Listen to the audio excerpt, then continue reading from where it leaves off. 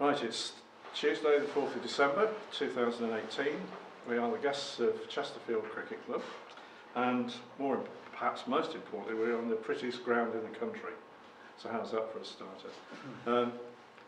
It's a great privilege to be here, even though it's a December evening. And I've got a couple of people with me to start who we'd like to talk a little bit more about the history of this ground and the kind of exploits that have been on the ground perhaps, and your own experiences of watching cricket on the ground. So first of all, if you could introduce yourselves, please. I'm Janet Murphy, And member of Derbyshire for many years. Right. And Steve. And I'm Steve Franks, the secretary and first team scorer for Chesterfield Cricket Club. Right, and how long have you been doing that distinguished job, Steve? I've been scorer, well, my first season was 1988, and I've been secretary since 1989. Like most... About a week ago tonight. Oh, really? Oh, well, we're celebrating, yeah. Okay, so Janet, how long have you been watching cricket here? Back into the 1950s. Do you remember your first match? Yes, I came with my father, who was a policeman, so he was tall, and I got in for half price. I came the next day with my mother, who was rather shorter, and I had to pay full price. Right, yeah. Do you remember the match? I think it was Yorkshire. It was Gladwin and Jackson. Oh, And I can still remember the team, Go I on. hope. Hamer, Lee, Kelly, Carr, Rebel, Morgan, Dawkes, Smith, Gladwin, Jackson. And I hope that's 11. It is, yeah, a wonderful side, yeah, brilliant. Yeah. But did we win? I doubt it. Though Yorkshire did subside to 10 for 4, Yeah, and half the Yorkshire crowd had gone. poor losers, yeah, never mind. Well, that sounds like it's very much the early 50s. And that's, Yeah. Yeah, and subsequently you've been down regularly to watch matches Well, on the no, TV? because I lived away for 40 years, so there is a big Right. gap in the middle where I didn't Yeah. see a great deal of cricket. But since you've been back, you've been able to take it up again. Yes, yes. Great. What about you, Steve? Do you remember your first time down here? First time on Queen's Park at a cricket match, I can't remember the cricket. I think I came with a friend's father who was here to watch the cricket, and me and my mate sort of might have watched the cricket. I don't even know what year it was. It must have been early 70s, I would have thought.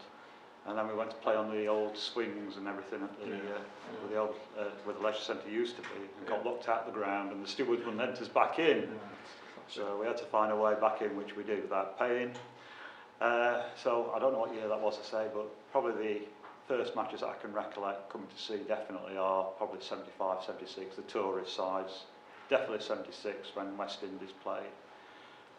Derbyshire here, and then from that point onwards I used to come regularly to whatever county matches were here, watching the greats of the late 70s, early 80s. Indeed, yeah, that's right. And obviously you've been very much involved with keeping Chesterfield Cricket Club on the straight and narrow in terms of administration and so on. Yes, well I was dragged into the club by Tim's father actually, who I think felt he was in danger of being made a scorer at the time. He knew I was a scorer. He worked in the same office with me at Kennings, and found out that my previous club had folded and I was going to have a summer off, and 1988 I ended up here, and I've been here ever since. You've not had a summer off since? No, I don't think I've ever had a summer off, to be perfectly honest. Not since, well, since early then, 80s. Yeah, right. Okay, well, one of the things that we'd like to record here is Janet has actually written a book about cricket at the Queen's Park, and it's published in the, when was that, Janet? It was published? I haven't got my glasses. Oh, right. Oh, right. I think it was early 90s. Anyway, don't worry. Well, it's called A Century of Club and County Cricket Matches at Queen's Park, so it must have been 80s probably. I thought it was later than that, but ananyway. But Yes, do it you want to probably hold was. it I up didn't to- come yeah. back to Chesterfield till 2001. Okay. 2008, I think it was. Right, yeah, okay. Well, this book is actually one of the several others been written about cricket in the Queen's Park, but this brought it as much up to date as it could be at the moment. And there's some great photographs in it, particularly of the early matches and the great names. And I understand that W.G. Grace played here once. Yes, he was playing for London County, I think. Yeah. Possibly 2 matches, I'm not quite sure. Yeah, I think it was. Yes, it was 2. But 1901 was the first one. But it was a bit of a damn flop, wasn't it? Because he got run out early, I think, and the crowd weren't too pleased. Yeah. So, other greats who've been here. Can you name any of those? Oh dear, just about everybody. Do you really want me to go that far? No, just give us a flavour, really. Bradman? Bradman, yeah. I'm sure Hutton must have been here. Yeah. Gary Sobers, I've got Gary Sobers' autograph. Oh, even more impressive. Yeah. Do you remember what year that was? That would be, what, mid-60s? That would be probably the early 60s, yeah. I think. Yeah. Certainly who's playing for the West Indies. West Indies rather than Yeah, not it was a England. tour match, yeah. And there was a big match against the West Indies when I was doing my A-levels and I couldn't come. Collie Smith, that was it, the match he played in, when he hit a whirlwind, however many it was. But I missed that. Yeah. I suppose what we should also recall is the 1904 match against Essex. Oh yeah, that must have been fantastic. Yeah. Incredible. That's the one where Percy Perrin scored 303 and finished up on the losing side. Yeah. Derbyshire won that by 9 wickets. Which Yes, was the rate they scored the runs to win. Yeah. I don't have all the numbers at the top of my head. No, don't worry, no. But at the time, it was amazing that Essex got the highest score on the ground, and they still ended up on the losing side, and that was down to the collapse of their second innings, and Charles Olivier, who got 227 in the Derbyshire first inning. I think I don't know if it's still true that it's only happened 5 times in the history of cricket, and twice it's been Derbyshire, so sorry, you haven't done it. Yeah, that's very satisfying, isn't it? Yeah. What about Chesterfield Cricket Club, Steve? Have there been any big highlights for you in the last 30 years? In the last 30 years? I missed Brian's 100. Is that good? I suppose the highlight must be winning the Premier League in 2008. I mean, up until that point, Chesterfield had never really finished top of any league, in the top leagues of this area. I think Queen's Park has always not really been a results pitch, therefore people could bat out for a draw. It was always a batsman's paradise. It was easy to defend, to stay in and not lose. So it was always difficult for Chesterfield to force a result to actually win leagues. But 2008 probably must be my highlight, where we won the league thanks to the weather in some ways. So everybody else was rained off and we managed to play and win. It's even better, yeah. And in terms of being a scorer for the club, is that a particularly lonely job, or you get lots of camaraderie? Certainly lots of camaraderie over the years.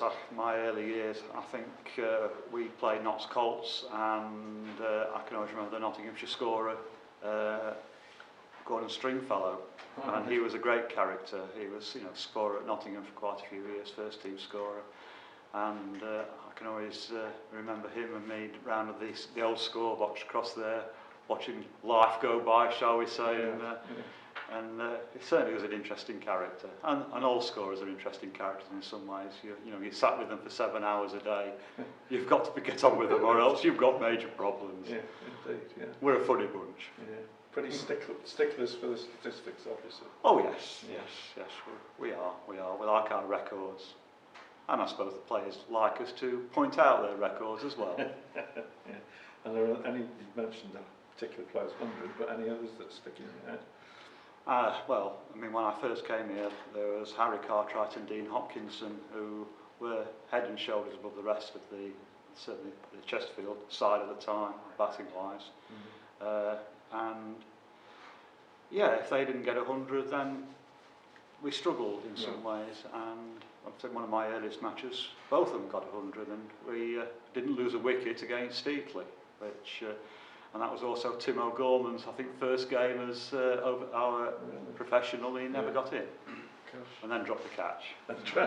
Wasn't the quiz part, but it was a great stuff. an early memory, and it really made me realise what a standard of cricket I'd sort of come in on, because my previous club wasn't nowhere near this level. So it was really an eye opener. This standard of cricket, I used to really enjoy watching them bat as well as obviously scoring. Yeah, that's great. And that standard is really important for recruiting to Derbyshire as well and other sites, presumably. Yes. So then over the years we've had test players, Ian Blackwell, and then we've had other county players such as Ben Slater. Yes, indeed. More recently Matt Critchley, Ross Whiteley. I've certainly seen some good Chesterfield cricketers come through and go on to higher things. Yeah, that's great, and it's great that it's happening, if you like, despite the fact the mines were closed, because that was the traditional recruitment ground for a lot of the great players in the past. Certainly was, certainly in Nottinghamshire and the teams we used to play against. There's a lot of problems in Nottinghamshire cricket, not so much in certainly this area, but yes. Thanks for that. Coming back to you, John, I mean, you're watching cricket now. What do you get the most enjoyment out of them? Seeing Derbyshire win, seeing Derbyshire beat Yorkshire like they did in the Monday game. Yes, indeed. Yeah, but that's great. You retain that love of the game for all this time, which is always good to hear. And I was thinking that you've seen a lot of changes since that first game in the early 50s. I mean, do you still? I give up on the changes. There's so many, you can't keep up with them. I just come along to watch the cricket. Yeah. So you don't really mind the format? I prefer the championship games. I do prefer that. But then I do enjoy the T20s against Yorkshire. Yes, they're always good to beat, aren't they? Yeah. And for you, Brian, do you get much chance to see Derbyshire playing here? Is it mainly Chesterfield that you see? Early days it was Derbyshire, I say, as a spectator until I joined the club, and then until I got married I used to watch Derbyshire regularly, and then obviously county cricket left the ground for a number of years, and I obviously started to work, and then when Derbyshire started playing here I did then tend to come back as kitchen helper, shall we say, and help in the kitchen until we got the electronic scoreboard in place, and then from that point onwards I've been running the scoreboard during county matches here with the scorers. So again, you tend to come across the camaraderie of the scorers at a professional level as well. And so that is one of the things that has changed a lot over the 30 years I've been scoring. Obviously, from scoring in a book, it's now all computerised. Gives a lot quicker access for people to see the scores. Sure. You can follow a Chesterfield match now from anywhere in the world if you've got an internet connection. So that is certainly a big change in my lifetime in scoring cricket anyway. And the role of on secular club, has that changed much over the years? Oh yes, certainly has. There's a lot more things now involved than when I first became secretary. I mean, obviously it's easier to electronically communicate with people, but there is a lot more, shall we say, admin that needs doing now, whether it be with leagues, with the ECB, associated with getting a club mark accreditation, which all clubs should have at this level. It's certainly more onerous in that way. Yes, it is easy to communicate, but there is a lot more that needs communicating. Yes. And we do need, other people to support that communication. Sure. Yeah. And do you meet regularly with other ONSACs to sort of look at rules, regs, and that kind of thing? Well, the club has to attend all rule revision meetings for whichever league we are part of, and Chesterfield being members of 3 leagues, that does mean at least one meeting a year where all clubs have to attend and vote on rules that are put forward either by the management committees of the league or the clubs themselves.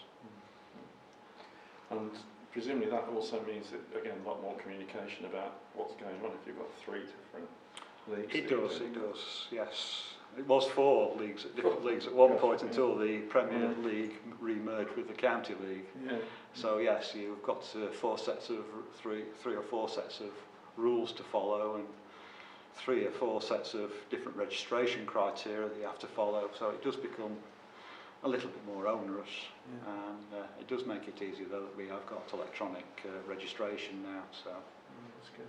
What about relying on volunteers? Do you have a band of willing volunteers who support the club and do various That's things? the only way the club, this type of club could survive, is a willing band of volunteers. Yeah. Obviously we're always short of volunteers, and we're always asking people to support, you know, the officials of the club. So, you know, we'll never have too many volunteers. That's good. And so people watching this, if they're interested in volunteering, they should certainly contact you, I think, in terms of helping. Certainly, Yeah, please come forward. Yeah, indeed. Well, thank you both. That's great to hear your memories, particularly some of the earlier matches, and long may it continue. Thanks for your time. Thank you.